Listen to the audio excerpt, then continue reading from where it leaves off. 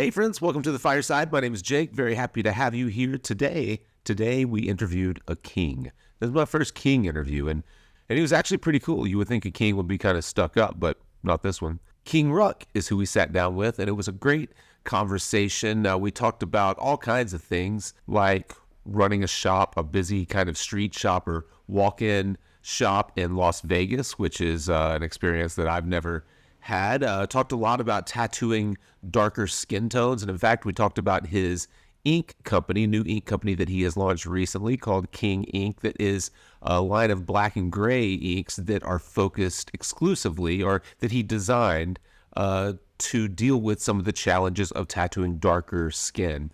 A lot of people have noticed that with some black inks, particularly in darker skin, that over the years they'll tend to tint one way or another, tint kind of greenish or bluish. And so he wanted to tackle that problem head on. So he developed his own line of ink, and I will make sure to link to his inks for you to try out if you feel so inclined. Also, before we get started, I wanted to invite you to sign up for our Tattoo Tips Tuesdays newsletter. Tattoo Tips Tuesday newsletter. That's right. It comes out every Tuesday. You got it. And it's just some little piece of information, some little nugget, maybe an old episode, maybe some little piece of an episode that we've done over the years that solves a specific problem in tattooing, or maybe it's a link to an interview that we've done. But anyways, it comes out once a week. It's a great way to kind of catch up on episodes that are pieces of content that we've created over the years that you may have missed. We've been doing this a long time now. There are hundreds and hundreds of pieces of content on the internet from us, and this is just a way that we've found to catalog it and make it bite-sized and kind of dish it out every Tuesday. Just a little spoonful every Tuesday, like that. So that's it. Let's get to the episode. This was really a good one. I hope you enjoy it. I wasn't thinking about it when you were talking about this big event that you're preparing for this coming weekend and all the traffic. I'd forgotten that you were in Vegas at that point. For some reason, I had it in my head you were in like New York area or something. So I assume that you guys have stuff like that. I mean, obviously, there's every weekend there's something crazy, huge happening there. Is Yeah. that like? I mean, how many times a year do you find yourself pulling like all-nighters and doing what? Give me a quick rundown again. What did you say? And last year with this event, you did how many tattoos over the? Last year at this event, we did over 100 tattoos a day. That's Um, crazy. and it's a 3-day event. And yeah, man, it's madness, man. I love it. We love it. It definitely tests your skills.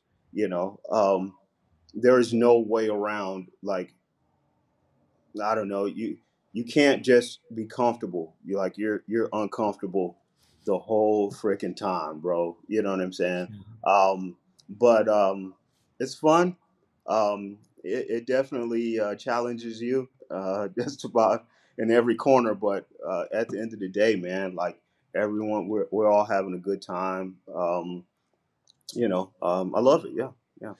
You have what, like 6 or 8 artists at your shop? Is that right? I saw one is cosmetic specifically, Yes, right? yes, yeah. So there are 6 artists at the shop right now, and then one cosmetic permanent makeup artist, and yeah, that's basically it. So how does your front desk manage in an event like that where you're doing like as a group you're doing over 100 tattoos a day, and this is remind what's the name? What is this event? It's a music event that just it happens every year in Yeah, Vegas, right?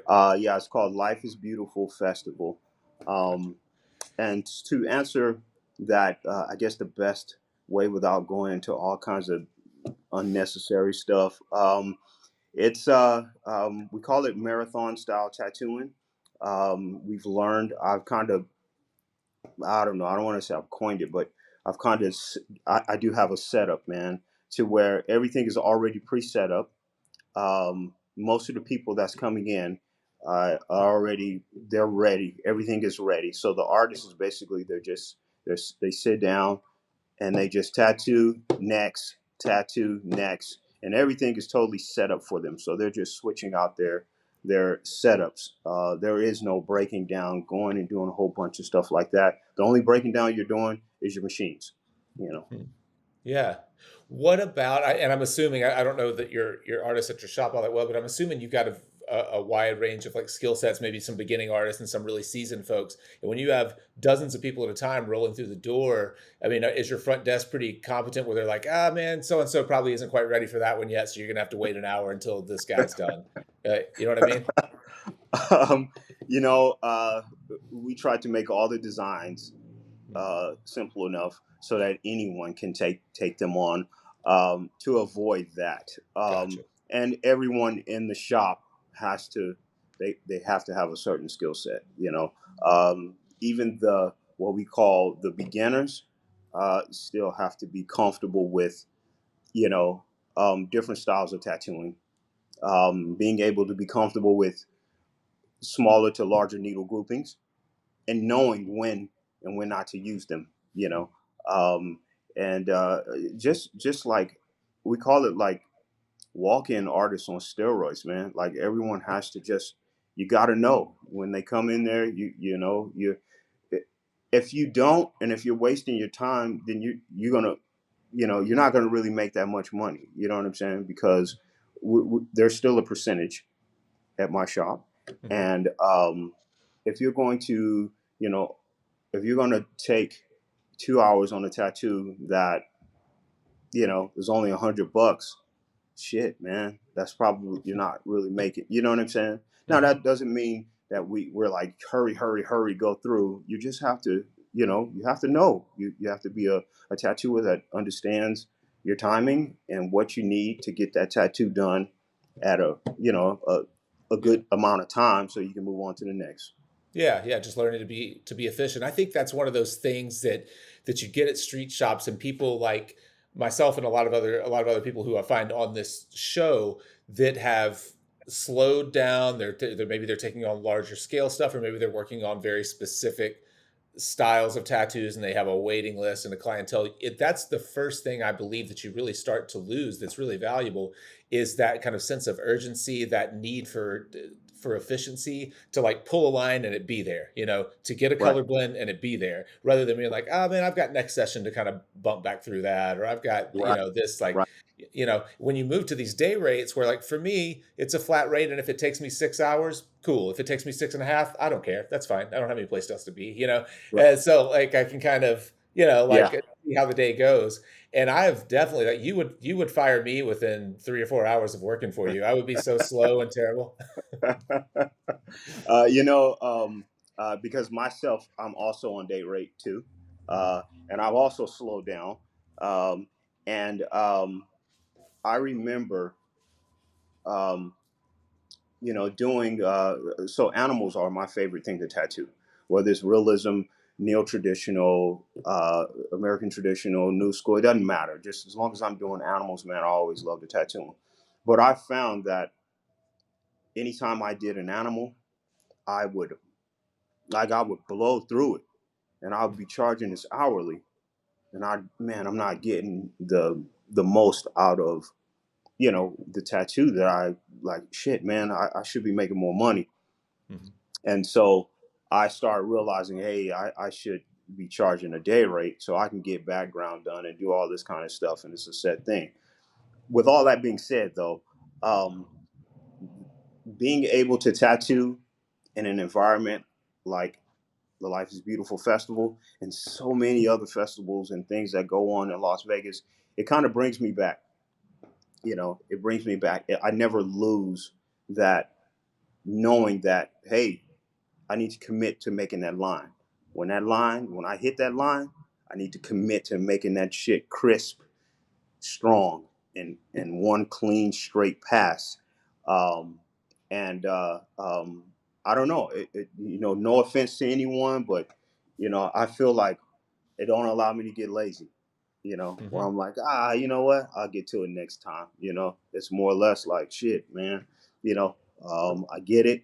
I get it clean, and it gives me time to do some other super cool stuff. So Yeah, and there's no doubt that that lends to your more like whether it's more painterly or realistic or illustrative style day rate pieces, because when you have the ability to come back and be deliberate and get a mark in the way that you can or know that you need to, it has to translate to the days that you don't necessarily have to finish at a certain time where, a lot of us who never get pulled back into that, I think probably struggle a little bit more. What is your kind of drawing background? Were you an art school kid, or did you just draw growing up, or how did you find your way into tattooing?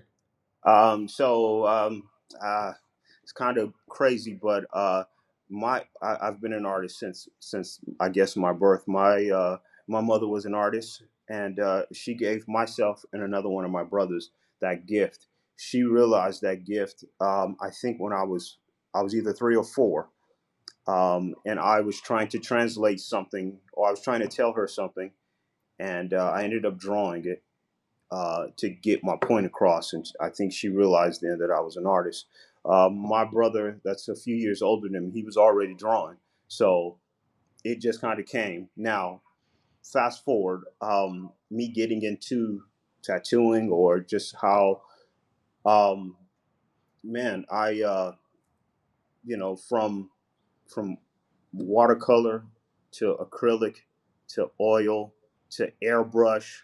Um, Yeah, like I did it all. I guess I made a bigger stamp as a graffiti artist. I started doing graffiti 1988, 89, and just always been. You know what I'm saying? So I think the transition from all of that stuff to to a tattooer, it was it wasn't easy. It's never easy, man. I always tell people, man, just tattooing on skin is absolutely different than everything else. But it gave me the confidence of understanding tones, highlights, dramatic shadows, things of that nature that other people were struggling with. So Right. Yeah, and I would imagine I did not grow up doing any graffiti, but I can see knowing graffiti artists that made their way into tattooing, and a lot of them who still kind of juggle both of those yeah, art forms. I see how a lot of the compositional stuff, the abstract shapes, the structure, like of graffiti, really brings a lot to tattooing. And a lot of people, I think, even with traditional drawing backgrounds, even if you like, I went to just an art school, and while we did have 2D and 3D design, and we spent time doing, we had found it like drawing one, drawing two, drawing composition. Whenever it translated to the body, I didn't find a direct one-to-one, like building compositions for a still life drawing did not click the same way. But it, like, I didn't go like, when I started designing large scale tattoos, I didn't say like, oh, this is the same way that we used to arrange those still lifes. Like they didn't relate to me at all. right, So, but I think in graffiti though, because you're working on different, type, different layouts, sometimes tall walls, sometimes narrow, sometimes, different shapes, different compositions that you may find that it lends more to tattooing. Did you find that at all? yeah, it did help, man. It helped tremendously. It helped. Me, I don't do it as much anymore, but me being a marker, like I would just grab a marker, man, and just start drawing on someone, man. And being a graffiti artist, and that heavy visual illustrator, it just made it real easy for me to do that. Now, later on in my tattooing, man, I do not want to draw on someone's skin unless I have to. Yeah. Um, but it did help, yeah. Yeah. What about finding yourself in tattooing? Did you go through a traditional apprenticeship? Did you start tattooing out of the house, Yes. or what was the? No, no, absolutely went through a traditional apprenticeship with my mentor, Boom. Shout out to Boom, man. He's a dope guy. Yeah, man, I went through it, man. I went through it. I went through the whole process. It was yeah, it was actually, I appreciate every single bit of it. Hmm. Yeah. Where was that? Was that in Vegas, or was that somewhere else? Yes, yes, that was in Las Vegas, Okay. at a shop called Bad Apple Tattoo. Oh, Uh, okay. Yeah. Yeah, I know yeah. Bad Apple. My buddy Nico Rusan worked at Bad Apple for a long time. Yeah, Yeah. yeah. Yeah. All those guys, man. We were back in the day, man. No offense to any other of the shops out here in Las Vegas.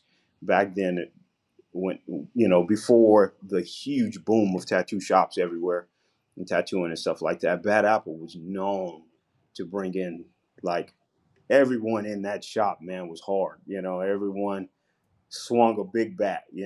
And Yeah. it was an honor. It was an honor being in there, with around those guys, around like some of the dopest tattooers out there doing dope tattoos now. So. Mhm.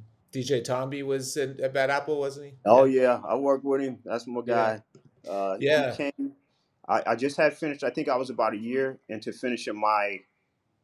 I think I was a year, maybe a little more. I can't remember, but I was still new in the game of my. Like I was a tattooer, and he came, I believe, from New York, and Mhm. came into, and so me and DJ, man, we were, yeah, we were rocking for a while, until I moved to another shop, and then I came back. But he's been my boy for forever. Mhm. Yeah, yeah. So I only know him a little bit in passing, just tattooing at the same shows over the years. Yeah.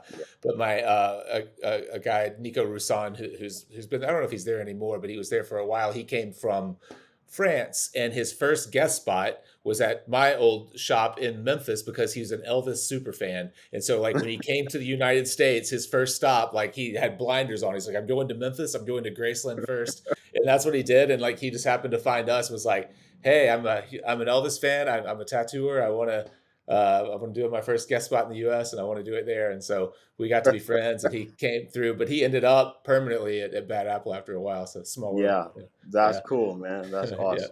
yeah. As far as stylistically, you mentioned that you like to tattoo animals. And I was flipping through some of your work. You do have kind of a, why you might call it realism, kind of a stylized or illustrative realism. So you might do a lot of kind of soft stuff in the face, but then boldly outline like edges of what.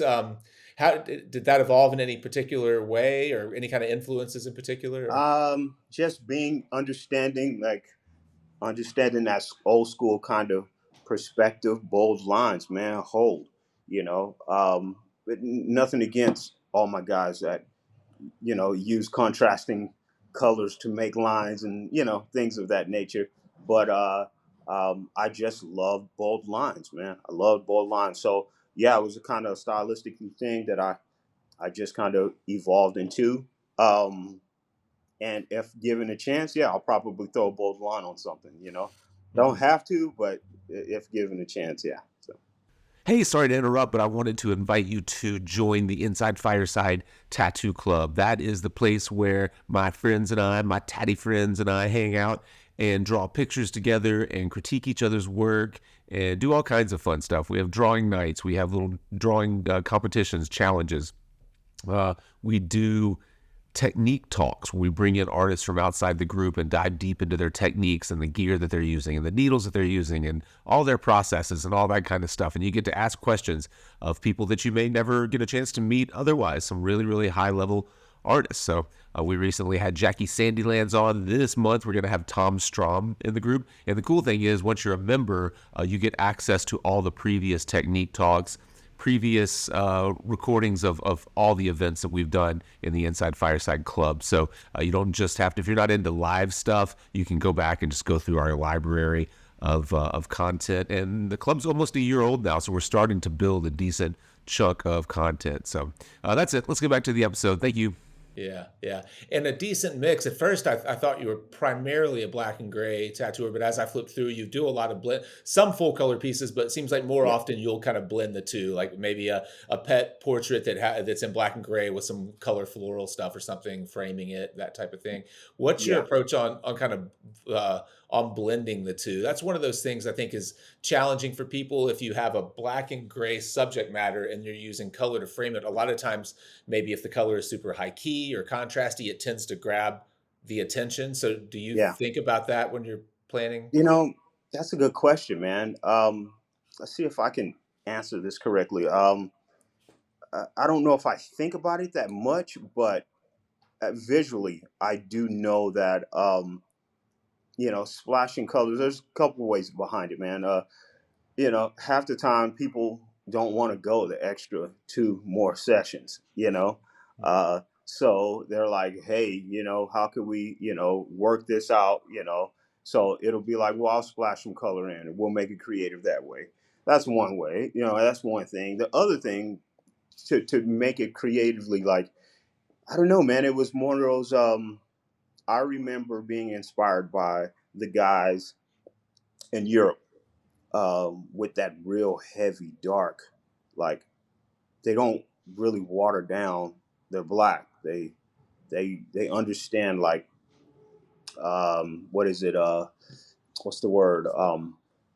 Like, the pressure, and being able Mhm. to use black throughout all the grays and stuff like that, and they incorporate the colors on, and that thing was just really cool to me, man. Versus, the real soft gray, and then it fades after about 10 years, and you got the weird, so I don't Yeah. know, man. It was one of those things. I'd like to try those, and I would do them, and next thing you know, I found myself liking them more, and splashing a little here, splashing a little there. But as an artist, man, I love both ways, man. Whether I can go full color, wall to wall. Um, Lately, I do like skin breathes, but um, or just a straight black and gray. Both of Yeah. them work for me, man. I like them both. So I remember the first seminar I ever took. This would have been in the late '90s at I want to say it was the Richmond Tattoo Convention, but I might be wrong. But it was a Jack Rudy seminar, and it was back when there was a lot of kind of soft black and gray stuff happening. And he made a comment that I didn't fully grasp at the time because I wasn't a competent enough technician. Like I wasn't good enough with a tattoo machine. But he asked. And he's known for some pretty light black and gray. But he asked, he said, if I gave you a pencil and a piece of paper, and I had you draw this apple. He had an apple. I set up a light source, had you draw this apple. He's like, would you need like a black pencil and a gray pencil and a lighter gray pencil, or could you just do the whole thing with this one pencil? They're like, oh, yeah, you could do it with the one pencil. He's like, yeah, stop getting away from your black so fast. Learn to use your hand pressure to yeah, affect your black rather than mixing everything down. And at the time, I was just like, oh, okay, that sounds cool, but I didn't get it, And it wasn't until as years went by, I was like, man, that was a pretty profound like example that he gave right there. yes, Yeah. So. Uh, yes, I just thought it was pretty. It stuck with me for 20 some odd years, so it must have been pretty good. absolutely. Uh, and to your point, I think a lot of times that really, like say the West Coast style black and gray that does have a lot of softer gray and stuff in it too. I think it works really well on a very particular skin tone. I don't think it works on your skin tone. I don't think it works on No, my skin tone. I think it works on right. that kind of like that span, like Hispanic kind of like just a little darker than me, a little lighter than you. I think it looks like butter in that skin tone. But on me, it looks kind of, well, on you, it doesn't show up. On me, it looks kind of like, Right. blah, like we didn't do that good, like we didn't commit or something like that. Exactly. So, Exactly. Let me add to something about that too. So, also, that was one thing I noticed, in my skin tone, um, by using bold lines. hmm, Um, that was a big deal for me too. yeah, When you're not using bold lines with the darker skin, man, you can quickly get lost. And being able to have that bold line to hold things together was a big thing. Not to jump out of, yeah. I just thought about that when as you were speaking. So Yeah, yeah, I agree. To that effect, some of our more popular videos, most popular content, and it's probably some of the stuff we get the most questions about are some of the tricks to uh like technically to tattooing darker skin tones, but then also just to get like building designs that live a long time and actually read yes, in darker skin. And it's we have a couple of videos out. It's something I've focused a lot on because a lot of my clientele is dark, being in the South. I'm in Memphis, Tennessee, and it's a pretty diverse city. It's at least probably half and half, black and white, if not tilted. But so I've focused a lot on it because it's important for me for my tattoos to read from a distance. I want them to like, even if you don't know what they are, I want them to like look dynamic enough for you to go like, oh shit, what is that, and like get closer right. to it. But I wonder, do you have any like kind of hard and fast rules that from anything from stenciling to the design process to like getting in and out of the skin? Any Yeah. So, tips? the for the stencil aspect, all of that, all that detail in there goes away. You want to make your stencil as clean and as deliberate as possible, um, to get right to it. People, when people do the portraits, and they have all these little weird dotted lines for certain highlights and stuff like that on a darker skin, man, it doesn't work. It doesn't. It just creates more of a blur, and gets you confused. At least for me, that's what it would do. The second thing is, do not use, or at least I don't use, light or extra light. I use black maybe dark and a little bit of medium. And I truly stay right at the black and the dark. I don't, I try to avoid anything washed out, on darker skin. And I try to use the skin as a highlight and just contrast things based off of that, That would be my, some of Yeah. my, the things that I do as a tattoo and dark skin.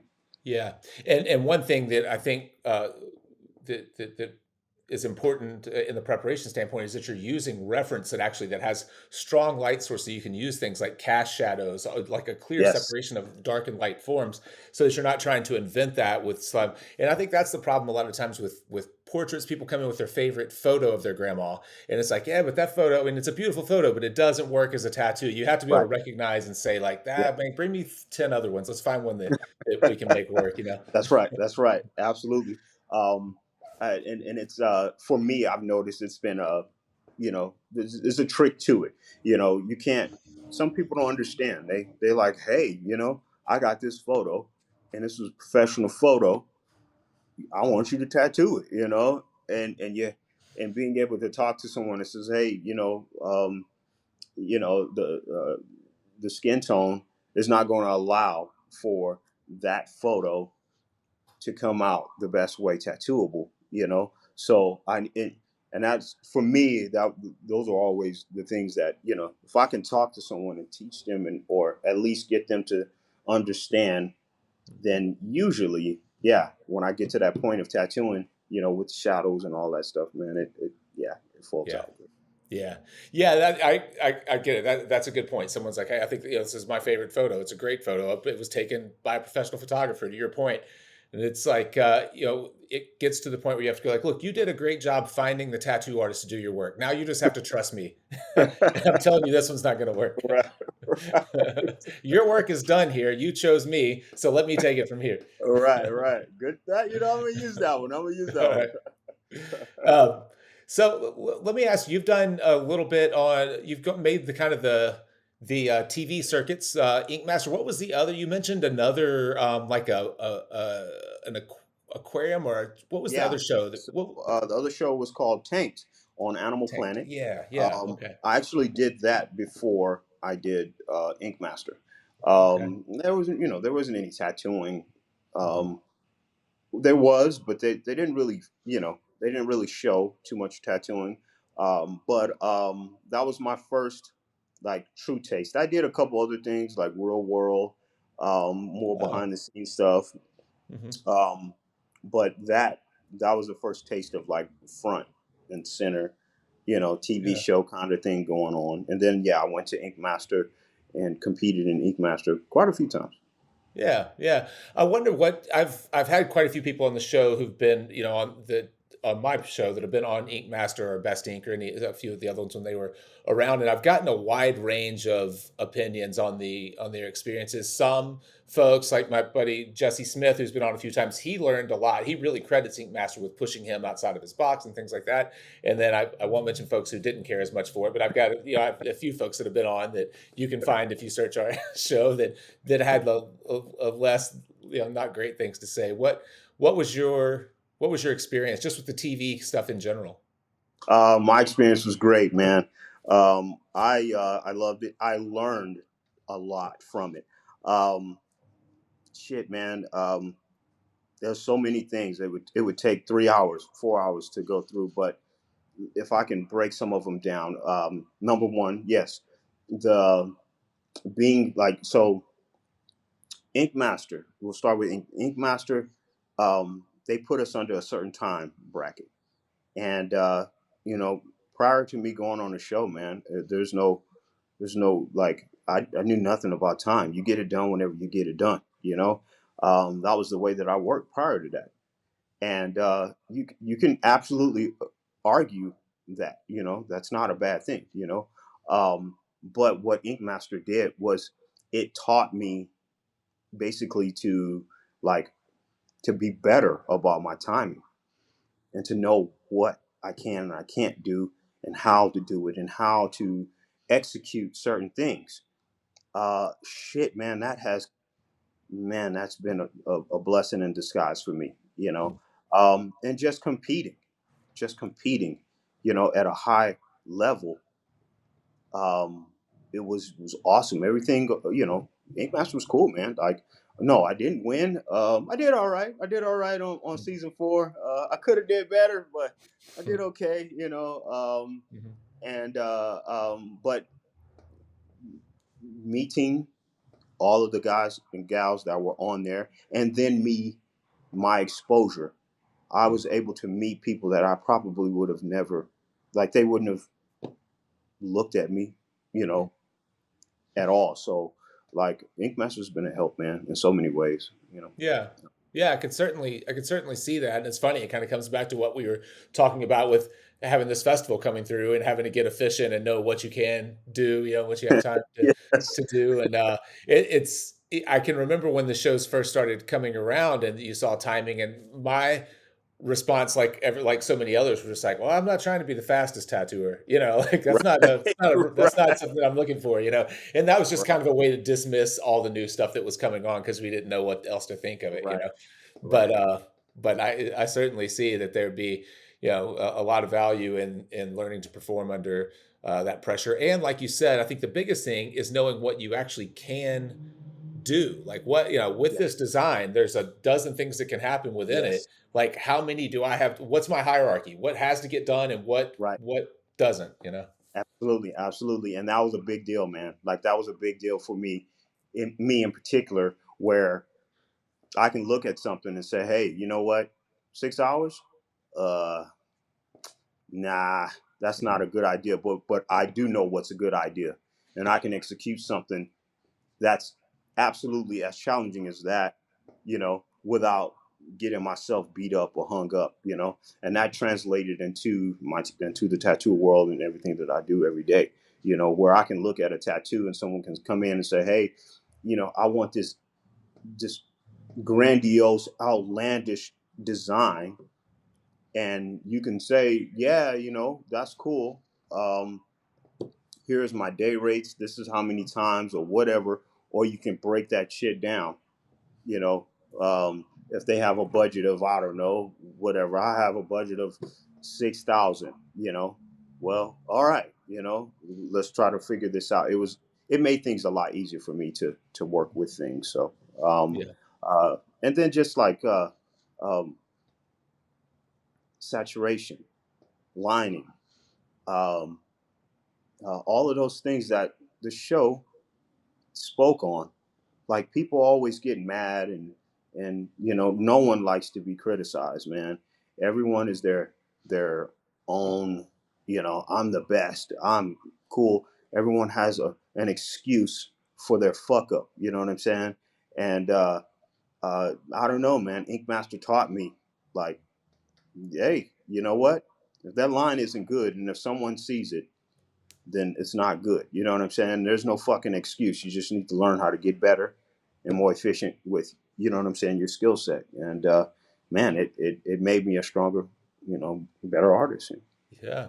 Yeah, the learning to take criticism and actually Yeah. use it rather than focusing on your excuses. Yes. Yeah, man, that's something, not just tattooers, that's something I think, the entire world could stand a little dose of. It's like, "Oh, guess what? That wasn't anyone else's fault. That was actually your fault." Absolutely, man. Uh, let's kind of bring it around full circle. I want to get into some of the King Ink stuff as well, but pulling that back around to running a shop with 6 or 7 artists in a city that I have to imagine is fairly high turnover across the board. Are you Yeah. able? Is that a challenge keeping artists happy, recruiting new artists, like in a town like Las Vegas, trying to run a shop? And I have no idea how many shops are in Las Vegas, but I have to imagine it's Oh, hundreds. I don't know. oh. But what's that experience like? And do you ever just go, man, I'm just going to open a private space and get rid of all these people? You know what, brother? I say that shit at least twice a week, man. But to truly answer it, man, your question, you know, I just got all new staff here just recently. But prior to that, my guys have been with me for about 7 years, somewhere right in there, between Okay. 5 and 7 years. My guys have been with me. Um, uh, my my thing is I do. It's a walk-in shop, man. It's a street shop. Well, I won't say it's a street shop, but it is a walk-in. It has a heavy volume of walk-ins, and I look at it, and I may be wrong at this, man, with the way other people look at it, but um, my shop is not a shop where there's this, hey, there's a certain style. There's only black and gray. There's only this. You can only. It's not that type of shop, man. It's a, hey, people walking in here, you're gonna tattoo them, and so it's kind of like a, not a stepping stone, but it's a great point, a start point to get your skill level, get things in place, and then once you decide what the hell you want to do, your style, how you want to break that down after 8 years or something like that, 5 to 8 years, then you can actually move on and be comfortable with moving on to something that you like. So um, the guys that I just, they've all went on and they're moving on to their own personal styles and stuff like that. And there's no butt hurtness, there's no hard feelings, but um, to keeping people in the shop for me was having a good vibe, a good flow. The guys knowing that I tattoo, me being humble, I get right in there with them, and turn and burn walk-ins. I'll do my day rate, and then after I'm done with my day, I'll walk into the main area, and hey, what do we got going on? Sit down with these guys, and we get to talking shit like a barbershop and tattooing and having a great time. And I feel like all of those things, man, kept guys around, man. They were, like, hey, man, like, this is my home. I enjoy it. I feel good. I'm learning. And the environment is positive, and so Yeah. that would be my answer. Yeah, that sounds like a great approach, and just what you said there at the end of finishing your piece of the day, and instead of like clocking out, being like, all right, guys, clean up, my day is done. Trying to be a part of the shop and kind of instill that culture, and if you're willing to jump in shoulder to shoulder and knock out a couple of walk-ins alongside of them, like, hey, let's clear this lobby out before we go home. That's that speaks volumes, I think, to a beginning artist seeing that kind of like work ethic. Yes, yes, I think it does, man. Every artist that I've had, or most, I won't say every. That's not telling the truth. Most artists that I've had in there, they've all said the same thing, man. They were like, you know what? I never like. They were like, shit, bro. You're on the TV. You have these huge tattoos that you're doing, and I just wouldn't expect you in here doing a script, breathe, Mhm. tattoo. And it's for me, I'm like, hey man, it doesn't matter. It's actually us, the energy and how we get down. And just because I didn't get into tattooing to be some cool guy, I didn't get into tattooing to make all the money in the world. I got into tattooing because I fucking love it. And even though I have a style or something that I enjoy doing, that doesn't mean you know, I I won't step and do any other tattoo because at the end of the day, as long as that person enjoys their tattoo, they walk out of there and they're like, "Fucking, I love this experience." I win. They're gonna come back here anyways. So Yeah, that's I think that's well said. And I've said before on this show, I tattoo a lot of people who are already heavily tattooed, and when I talk about to them about their favorite tattoos, rarely to me are their favorite tattoos the best tattoos on their body. They right. relate the experience every bit as much as they do to the thing that they walk out with. And so if they had a great experience with someone, even if the tattoo's just okay, it's funny how often, like, oh, this is my favorite tattoo. We watched 2 seasons of The Office while we were doing this, and so the guy next to us was tattooing this woman who went to the same whatever that I did. Like, it's all about that kind of that experience that they had, and it really, the tattoo is more of like just a trinket, like well, what's the term I'm looking for? But just like a piece of Right. memorabilia about that experience, which is Yeah. pretty cool. Yes. Yes. Absolutely. And Yeah. that's a lot what goes on in the shop in Vegas, man. Bunch of heavily tattooed people, and they're just out in Vegas, and they just say, "Hey, we're here. Fuck, we just want a small tattoo." And then they get there, and the music is cool. The energy is great. Everybody is happy. I don't tolerate, you know, like a bunch of assholes. I don't tolerate people. We don't do a bunch of heavy cursing, and we don't talk about politics and religion. We don't do any of that in the shop. So it's just good energy, good vibes, and they usually, man, this is cool, man. On top of the fact that we're in a train, you know, Mhm. they're like, I love everything about this, and they walk out, yeah, with a great experience, man. And bam, we win. And all the Yeah. guys that's in there tattooing, they're like, shit. There's a couple guys that would go and they would guest spot at other shops, and they'd be like, "Nah, it's cool, bro.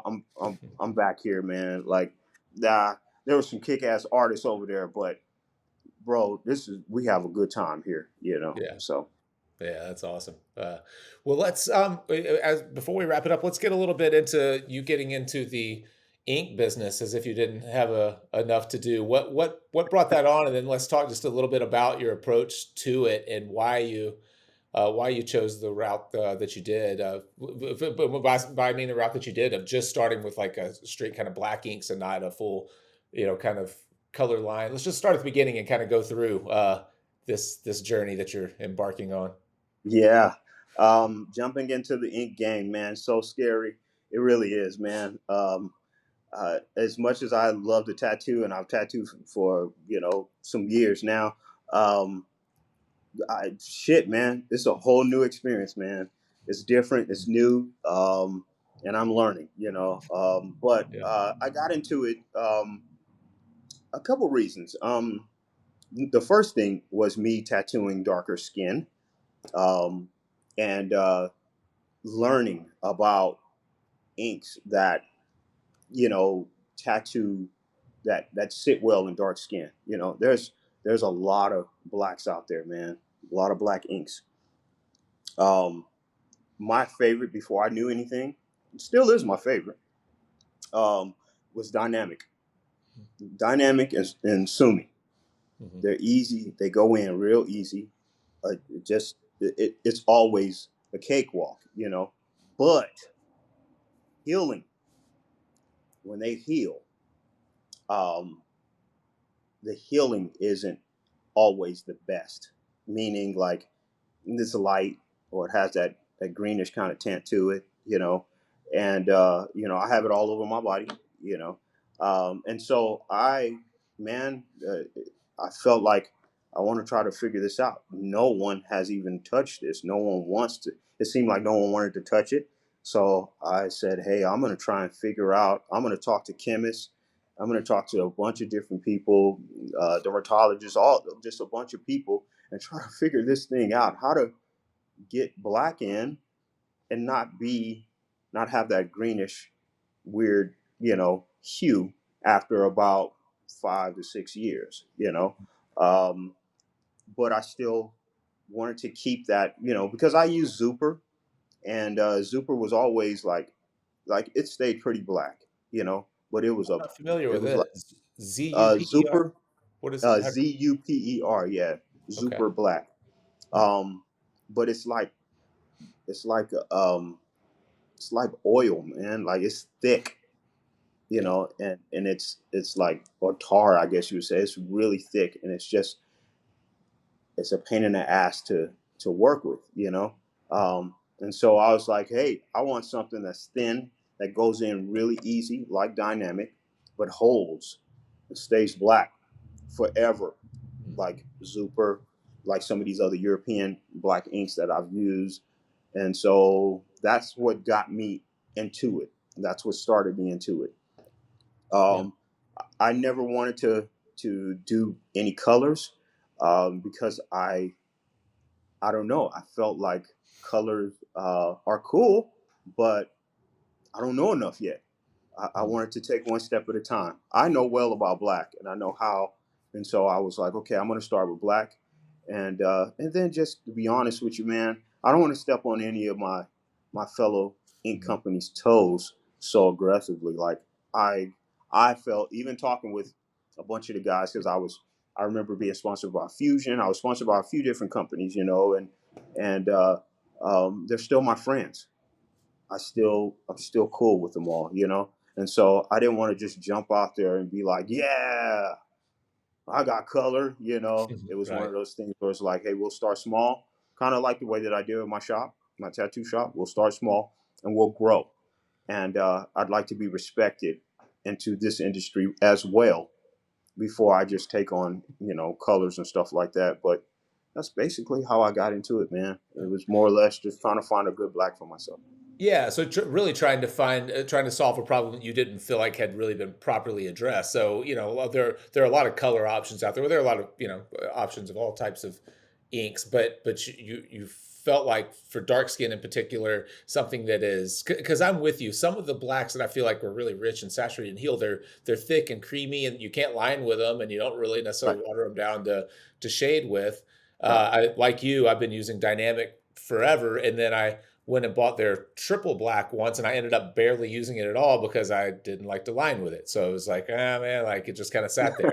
Uh, yeah, and so yeah, I'm with you. Something that lines as easy as dynamic, but that holds up solid and saturated and stays black would be uh, Yes. is a challenge, I guess, to get in the same ink. I mean, you can have line. Yeah. That's why I think more and more people are making lining inks, and then some of these companies in particular, they have like three, four, five, or more blacks, and I don't know. Some of them lean more towards purple, some more leaning more toward blue, some are more. It's like Yeah. well, this one's midnight, and this one's black crow, and this one's like I don't know which one do I want. Exactly. Exactly. You make such a good point, man. Like, fuck, man, I don't want all those blacks. I just want a black that works. You know what I'm saying? And from that point, allow me to do the things that I need. I actually, the black that I have, the ultra black, is fucking black, man. It's really black. But I did get some feedback from a bunch of guys where they were like, we love it, but it still is just a tad bit like thick to where um, we can line with it absolutely fine. But doing and this can debate all over the place, man. But doing the fine line stuff that all the guys are out there and gals, a lot of girls that are into and doing, they were having some troubles with it. Mhm. So being not only a tattooer, tattoo artist, but also a businessman, I said, well, I went back to my guy and I said, hey, uh, even though we worked this out, how can we make this a little bit thinner, but continue to keep that rich black? And so, yeah, I came out with a liner, you know, Okay, yeah. but you're right, man. Having all these different blacks is not cool. But at least for me, I Yeah. fuck, man, just one black and we're good. That's yeah, same here, same here. So are they? I know you were working, and this episode will come out probably a couple of weeks or a week or so after we record it. But the last we talked, you were website was pretty well built. You were still working on a handful of things. Do you have like a hard kind of, hey, you'll have all the ink you need on this date, and this is where you get it? Absolutely, you will. What is today? What is today? September 18th. So by the 30th of September, absolutely everything will be ready to go. Shopify, we worked out all the kinks, all the photos, and all the other little weird things that All the stuff that has to go, like all the stuff that has nothing to do with selling ink, you don't think. exactly it Yeah, should be done. Absolutely done. yeah, For sure, for sure. Everything will awesome, be ready to go by the end of this month. awesome. And then to let everyone know that you are one of the sponsors of the Paradise Tattoo Gathering, so you're going to be there at the gathering. I'm excited about Yes, that. We'll meet in person and have some samples and can answer questions and all that kind of stuff. there. So I know a lot of people who watch the show are going to be at the gathering as well. Absolutely. Yes. I'm so excited. And when I get there, there's a backstory to the gathering too, because that it brings me all the way back to the beginning, man. Yeah, man, I'll have, not only will I have inks, I'll have goodie bags, I'll have giveaways, and I'll have a bunch of information on the ink and why it's dope, bro. Like, and why it works for like all tones of skin, and why you should give it a shot.